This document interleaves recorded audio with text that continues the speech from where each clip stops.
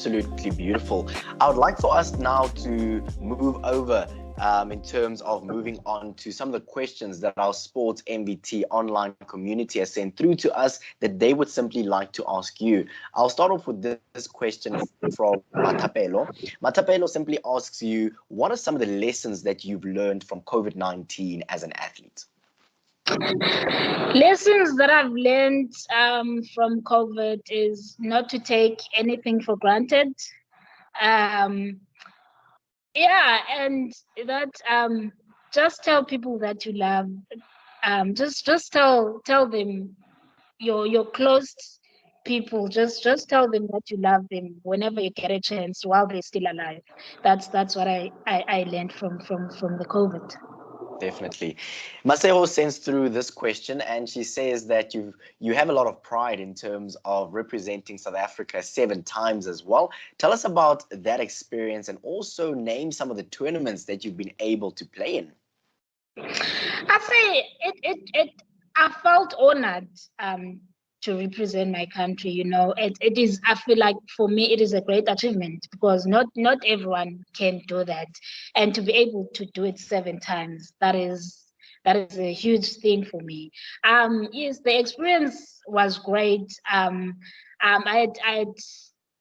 had the best time representing my country, and also knowing that it's not like playing for a province. This is your country. You're doing it for your country. So it was great, and I've played. And my first tournament was in Tunisia, where I represented South Africa. So I went to Tunisia. I went to India, I think 2 times or 3 times. I went to Texas, Houston, Texas. I went to Lesotho, I went to Swaziland. I mean, so yeah, I can't really think about all of the other ones, but yeah, those are the ones that I can remember now. Wow, that's absolutely amazing. And I mean, if the sport of golf can open so many doors for a young lady from East London, that's absolutely beautiful because now you're literally traveling the world and that's amazing.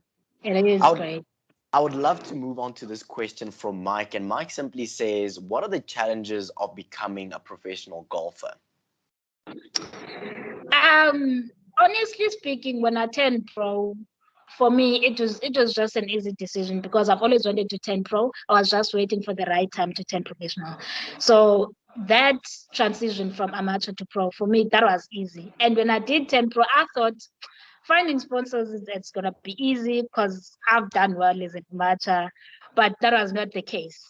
The reality is it is difficult. It is difficult to play professional golf, even amateur golf, if you don't have any sponsorship.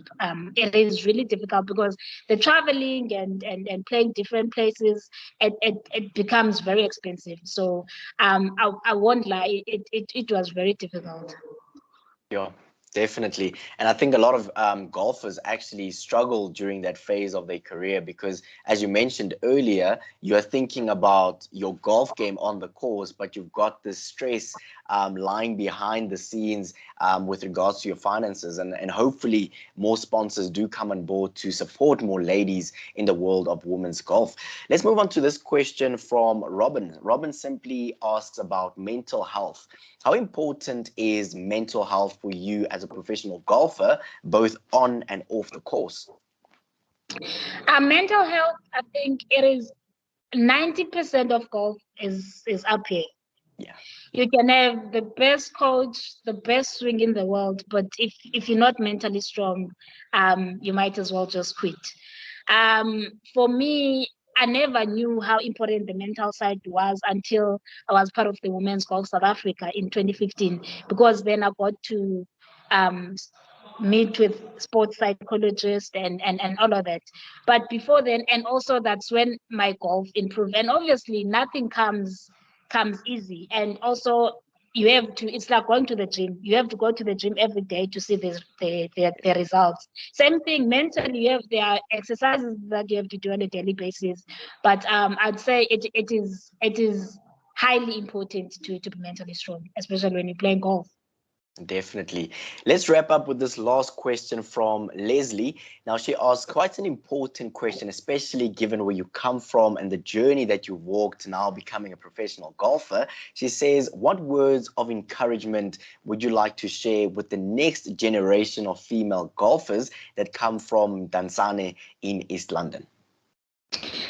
I'd say anything is possible as long as you committed, you work hard, and you know what you want.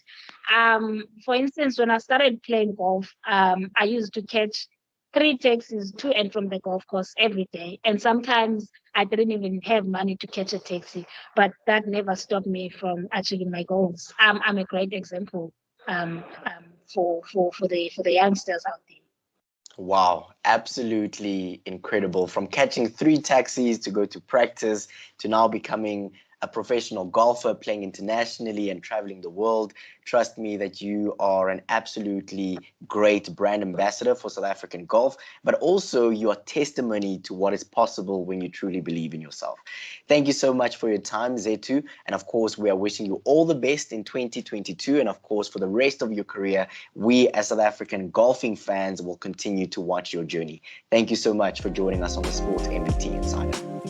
You're locked on to the Sport Mvt Insider, a podcast for unrelenting coverage of women in sport. Thank you so much for joining me this week. I absolutely loved diving deeper into the journeys of our athletes, coaches, and administrators to get to know them a little bit better than we do.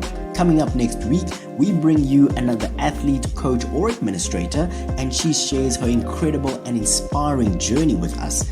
Keep it locked onto Sport Mvt, where we celebrate women in sport.